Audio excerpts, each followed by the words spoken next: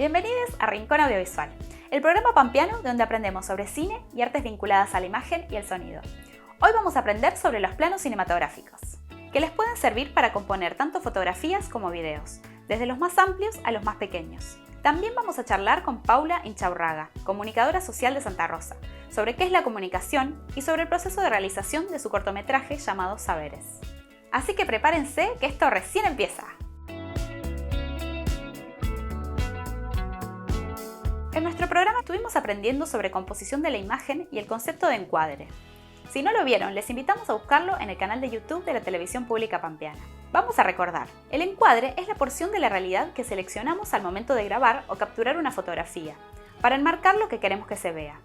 Es decir que, al momento de grabar, la cámara genera un recorte, y el encuadre es todo lo que queda dentro del recorte, lo que luego vemos en la pantalla. Dicho esto, hoy vamos a aprender sobre los planos. El término plano muchas veces puede generar confusión porque puede tener varios significados dentro del mundo audiovisual. En este caso nos vamos a referir al tamaño que cobran los objetos, y más específicamente las personas dentro del encuadre. Seguramente han sentido nombrar los términos primer plano, plano general, plano medio, etc. Justamente de eso vamos a hablar hoy. Comencemos con el plano más amplio de todos. El gran plano general es el plano cinematográfico más grande que podemos encontrar y sirve para contextualizar la narración audiovisual. Un uso muy frecuente es al comienzo de las películas, para situarnos en el lugar donde suceden los hechos y así comprender mejor el contexto y sentirnos parte de la historia, pero también puede usarse en cualquier momento del film. A menudo este plano de cámara se consigue con tomas aéreas, usando un dron, grúa o posicionando la cámara a una altura que permita capturar una gran porción de un paisaje. El gran plano general hace que las personas parezcan pequeñas desde nuestra visión de espectadores. Podés utilizar este tipo de plano cinematográfico para hacer que los personajes se sientan distantes o insignificantes frente a la inmensidad del paisaje.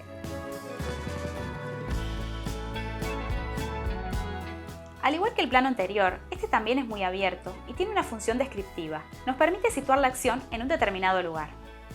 Sin embargo, su gran diferencia con el gran plano general es que en este es posible distinguir a las personas que participan en la escena de una forma más clara, ya que es un poco más cerrado y cercano. De todas formas, el espacio sigue cobrando más importancia que las personas. También lo podemos nombrar como plano de situación o de establecimiento. En el plano entero, o también llamado plano figura, el personaje principal de la escena aparece en el encuadre de pies a cabeza, dejando un poco de espacio por encima y otro poco por debajo. De todos los tipos de planos cinematográficos que aprenderemos el día de hoy, este es el más utilizado para dar énfasis al vestuario y es muy usado en la industria de la moda. El plano americano, o plano 3/4, se logra encuadrando al personaje desde la mitad de los muslos hasta su cabeza. Generalmente se deja un poco de aire en la parte superior y los laterales de la imagen, procurando que los movimientos de las manos siempre estén dentro del encuadre. Proporciona suficiente cercanía al personaje para mostrar expresiones faciales y gestos, al mismo tiempo que permite ver parte de su cuerpo y su contexto. ¿Sabías que el plano americano se hizo muy popular en las películas del lejano oeste, dado que, al mostrar a los personajes desde la cabeza hasta la mitad de los muslos, permite que se vean las pistolas y otros accesorios utilizados frecuentemente en estas películas? Los duelos a tiros y los enfrentamientos armados son momentos cruciales en muchas películas del género western, y el uso del plano americano para mostrar las pistolas enfatiza la importancia de las armas en estas situaciones. Además, permite que los espectadores vean cómo los personajes manipulan sus armas, recargan balas y realizan otras acciones relacionadas con ellas. Esto ayuda a crear una mayor inmersión en el mundo del oeste y a desarrollar la atmósfera característica de estas películas. El plano medio es uno de los favoritos del cine debido a su versatilidad. Este tipo de plano cinematográfico tiene el fin de mostrar en simultáneo los detalles del personaje y el entorno. Además, permite encuadrar en una misma escena a varios actores a la vez. Es perfecto para denotar relaciones interpersonales y resaltar el lenguaje corporal en una escena. El plano medio se logra encuadrando a la imagen desde la cabeza del personaje hasta su cintura.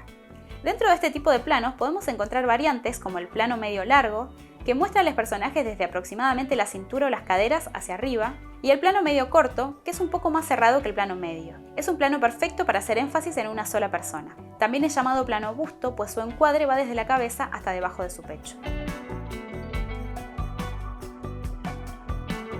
Seguramente han escuchado hablar del primer plano, uno de los más comunes dentro del mundo audiovisual.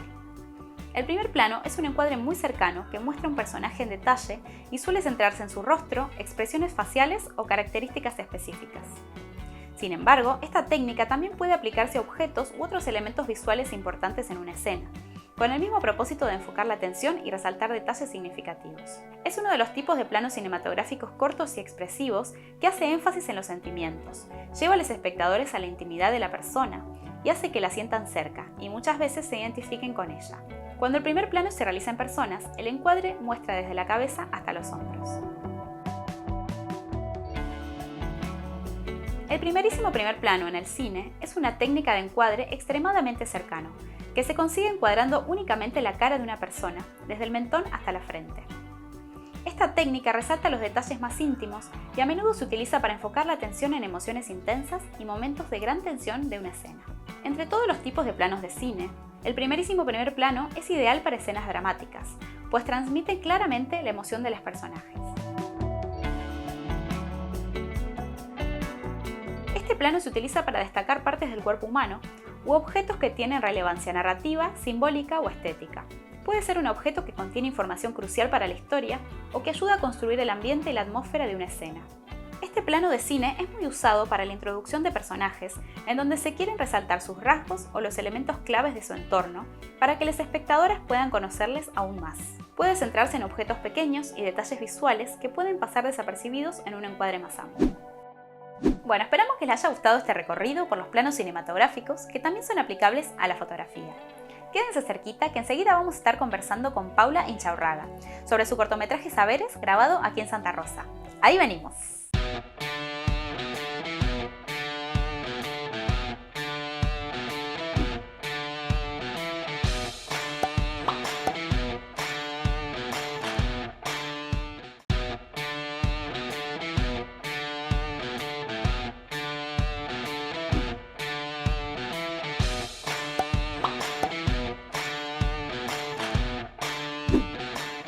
Aquí seguimos con más Rincón Audiovisual.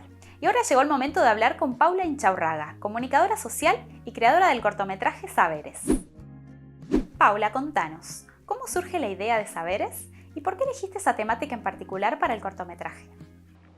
Bueno, soy Paula Inchaurraga, comunicadora social, y vengo a contarles un poco cómo surge Saberes, que en realidad comienza con una experiencia en los Cumelén de acá de la ciudad de Santa Rosa, con un taller de radio que después se transforma en un audiolibro que tiene como norte recuperar las historias de vida y a su vez que la radio sea un instrumento para esos adultos mayores que estaban en los Cumelén y puedan a partir de ahí jugar, recuperar las palabras, trabajar varias cuestiones vinculadas a su historia y a la historia de La Pampa.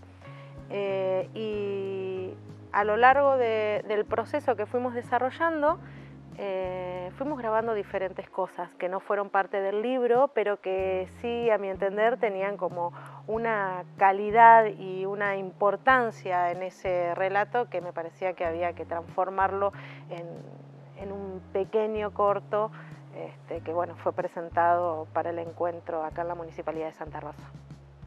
La temática surge en una charla, digamos, en diferentes charlas a lo largo de 3 años de trabajo con adultos mayores. Cuando yo vuelvo a reescuchar, digamos, esos audios que habíamos grabado, me parecía que en ese intercambio había algo muy potente, muy fuerte, que tenía que ver con que las propias mujeres de una generación por un lado contaran esos saberes que tenían incorporado y a su vez se animaran a hablar un poco de dónde venían, quiénes eran y de qué manera se cuidaban, digamos, de no tener mucha cantidad de hijos en sus épocas de juventud y cómo era su familia y demás. A partir de ahí surge un poco la perspectiva de juntar todas esas vocecitas y armar ese docu, ese corto. Yo soy una convencida que abrir micrófono siempre tiene el potencial y la posibilidad de que surjan historias de vida y formas de mirar al mundo que quizás de otra manera no son posiblemente reconocibles, no pueden ser escuchadas, digamos. Cuando se logra un espacio en el cual el intercambio fluye, surgen, a mi entender, las historias más verdaderas, digamos, ¿no? Y para mí esa es un poco la esencia de la lógica de un documental, independientemente si es largometraje, corto y demás. Es poder contar historias. Por ejemplo, Saberes comienza con una escena que es Rosa Maldonado cortando plantas de jarilla en un monte pampeano. Y ella lo único que dice es eso, es que es jarilla. Y esos pequeños segundos, condensan un montón de historia. ¿Por qué? Porque Rosa Maldonado es ranquel, porque la jarilla se usaba para teñir, porque se puede ver cuál es el proceso, digamos, por el cual se tiñe, y porque se muestra el monte pampeano, porque se muestran las costumbres, porque de esa manera se logra transmitir algo que de generación a generación existe y que de manera silenciosa es parte de la cultura que tenemos todos los que habitamos esta tierra. Y en ese sentido, digo, quien sigue es Raquel, que Raquel relata un canto que le hacía su mamá cuando era chica, donde le cuenta en ese canto las plantas medicinales y para qué son, digamos, ¿no? Entonces, haber podido registrar esa canción que cantaba su mamá y que ella la repite, tiene como varias aristas para poder pensar. Uno es el traspaso generacional, otra son los mecanismos de cuidado que de generación en generación se van transmitiendo, y por otro lado la historia viva de estas personas que se sentaron alrededor de una mesa a compartir sus miradas. Paula, para la realización del corto, ¿contaste con algún equipo de trabajo? La realización audiovisual la hice yo sola. Yo había trabajado en la idea de este audiolibro, en lo cual convoqué a Mariana para sacar las fotografías, y junto a otras fotografías que tenía yo, ahí pude trabajar la idea audiovisual, digamos, cambiarla de formato, pasar del formato papel, del formato audio y escrito a un formato audiovisual que unificara, digamos. Pero ese corto puntualmente fue hecho en soledad, fue hecho casi al fin de la pandemia y fue rastreando archivos, digamos. Por eso tiene esa forma, por eso hay fotografía y audio y unos pequeños segundos de una filmación en el Monte Pampeano. Contanos sobre las mujeres que participaron en el proyecto. ¿Pudieron ver el corto terminado? Las mujeres que entrevisté la mayoría son de El Cumelén, digamos, que el Cumelén es un espacio que existe acá en Santa Rosa, que es donde se dicta talleres y donde también los adultos mayores tienen la posibilidad de almorzar y merendar, que en ese marco se hizo el taller de radio, y son mujeres que han venido mayoritariamente del oeste pampeano, que son el resultado del corte del río Atuel, de la sequía, del éxodo obligatorio, de la migración, digamos, obligatoria. Ese es como el denominador común de la mayoría de las mujeres que aparecen. Y a su vez también la mayoría tiene una raíz fuerte de ranquel, algunas más reconocidas, otra menos reconocida, pero en su interior, ¿no?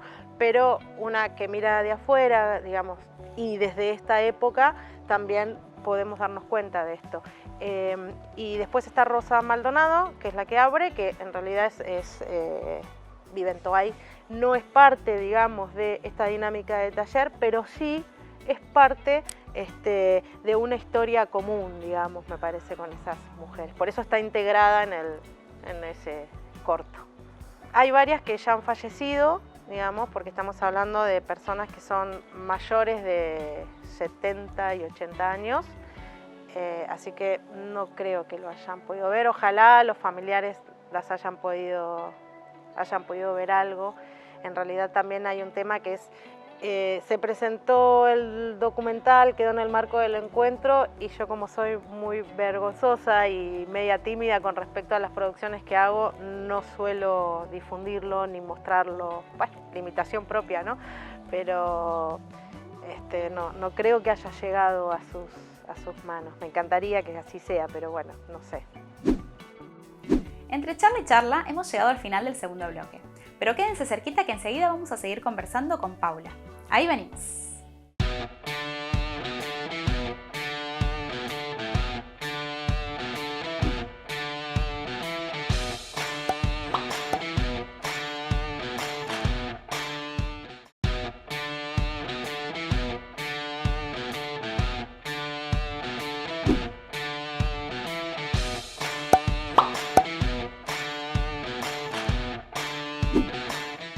Aquí seguimos con más Rincón Audiovisual.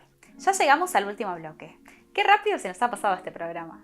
Ahora vamos a seguir conversando con Paula, que nos va a contar sobre su experiencia en el encuentro de cine local y su formación académica.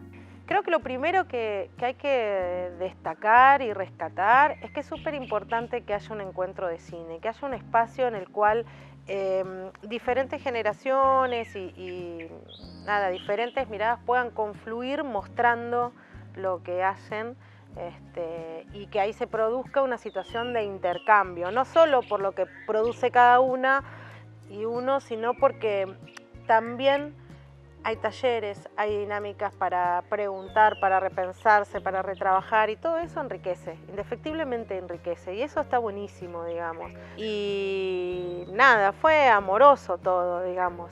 Tiene ese potencial los espacios de encuentro en general.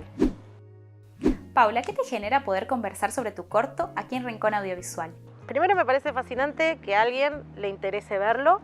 Me pareció fascinante que en el encuentro le den una mención. Me encanta la idea de que eso pase porque son las voces de ellas y yo sé que muchas de ellas ya no están, digamos, y en algún lugar de mí me encantaría que sus familiares puedan reconocerlas, digamos, en la pantalla de la TV pública. Me encantaría que eso pase. Entonces, es eso básicamente. Después creo que fortalece otro lugar que tiene que ver con las mujeres produciendo, ¿no? Que nosotros ese techo de cristal que tenemos puesto, que todo el tiempo nos dicen que no podemos, es también romperlo un poquito, digamos, ¿no? Y poder en esa dinámica mostrar lo que hacemos, mostrar lo que vemos y mostrar la mirada que tenemos. Yo creo que en este último tiempo, en estas últimas décadas, las mujeres hemos podido mostrar otra mirada sobre los mismos hechos, por decirlo de alguna manera, pero que producto de nuestras propias historias, de nuestros propios recorridos, logramos mirar lo mismo desde otros lugares. Pau, sabemos que sos comunicadora social. ¿Cómo fue tu formación? ¿Y qué rol crees que tiene la comunicación en la sociedad? Bueno, yo soy comunicadora social, entonces creo que en la comunicación está todo, se condensa la historia, se condensa la transmisión, se condensa la mirada del futuro, se condensa la posibilidad del intercambio. Entonces la comunicación tiene un montón de elementos que como sociedad nos permiten mirar el pasado, forjar el presente, armar el futuro. Entonces creo que es central la comunicación, digamos. Creo que es central porque ahí es donde podemos repensarnos. Cada vez que nos nombramos, construimos identidad. Cada vez que hablamos sobre hechos pasados o futuros, estamos también construyéndolos o deconstruyéndolos de alguna manera. Independientemente de todos los formatos, porque uno se comunica de múltiples formas, digo, no hay una sola forma de comunicarse. No solo nos comunicamos con las palabras, nos comunicamos con la mirada, con la manera de construir vínculos, y ahí hay un tema también, porque la comunicación forja vínculos. Y en una sociedad donde indefectiblemente estamos en relación constante, la comunicación es el elemento que une, digamos. Dentro de las ramas de la comunicación social, ¿cuál elegiste para desarrollarte como profesional? Yo dentro de la comunicación elegí la planificación comunicacional, que es poder pensar el rol de la comunicación, pensar de qué manera, pensar el cómo. Yo con respecto al audiovisual soy autodidacta, digamos, no tengo formación, me falta toda la parte técnica, me falta comprender un montón de elementos que en algún momento lo haré o en otra vida seré mejor, pero lo audiovisual, a mi entender, sí condensa varios aspectos, ¿no? Pero en lo personal entiendo que son herramientas, o sea, que son herramientas y que lo central está en la historia que queremos contar, en el micrófono abierto en el momento oportuno, en la construcción de espacios cálidos para que los relatos fluyan. Si todo eso no está, tenemos propuestas acartonadas y ahí hay una dificultad para transmitir.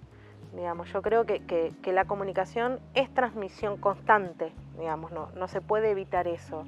El desafío para mí es contar historias, es poder grabar en el momento que hay que grabar. Después lo hacemos con la herramienta que tengamos a mano, pero la historia es lo central, o por lo menos como lo veo yo, digamos. Para mí el desafío está ahí, en la mirada que otras personas pueden transmitir y cómo desde el lugar que tenemos o del lugar que tengo yo, puedo hacer que eso quede registro, que eso quede para que otras generaciones lo puedan observar, mirar, repensar o tirar a la basura, digamos, pero dar esa posibilidad me parece que es el potencial que tiene la comunicación en la historia de la humanidad en general, digamos, ¿no? Es como cuando vemos pinturas rupestres. ¿Qué nos pasa? Ahí vemos una escena, vemos una situación, vemos algo que alguien hizo en algún momento de la historia de su vida, que capaz que se había levantado y hizo 2 o 3 dibujos. Ese relato hace que nosotras hoy podamos pensar lo que fue una sociedad diferente, otros años en esta tierra, digamos. Y bueno, ahí tenemos, me parece, un desafío donde la comunicación cumple un rol central, porque siempre comunicamos para otros, digamos, para otras personas, siempre lo hacemos hacia afuera, digamos, entonces siempre es en relación. Bueno, Paula, muchas gracias por participar del programa. Para nosotros es muy importante el aporte de la comunicación al audiovisual y que se pueda difundir la sabiduría de las mujeres de La Pampa. Ahora llegó el momento de la consigna de la semana. En el primer bloque aprendimos sobre los distintos planos cinematográficos que se pueden encontrar en una película y que podemos utilizar a la hora de crear videos. Gran plano general, plano entero, plano americano, plano medio, primer plano, primerísimo primer plano y plano de calle. Ahora que ya saben de qué se trata cada uno, les vamos a invitar a crear algún video usando alguno de ellos. No hace falta que usen todos, pero sí que empiecen a pensar, en relación a lo que quieran contar, qué plano sería el más adecuado. Si por ejemplo quieren resaltar la emoción o un gesto del personaje, pueden hacer uso de un plano cercano como un primer plano, o incluso un primerísimo primer plano. Por otro lado, si buscan contextualizar la acción en un espacio, pueden utilizar un plano general o un gran plano general, acentuando la pequeñez del personaje respecto al entorno. La idea es que prueben y se diviertan buscando de qué manera expresar mejor sus ideas o su mensaje. Si se animan a realizarlo, les invitamos a escribirnos a nuestro Instagram, rincón.audiovisual, para enviarnos el video. Bueno, esto ha sido todo por hoy. Esperamos que les haya gustado el programa y nos vemos en una nueva edición de Rincón Audiovisual.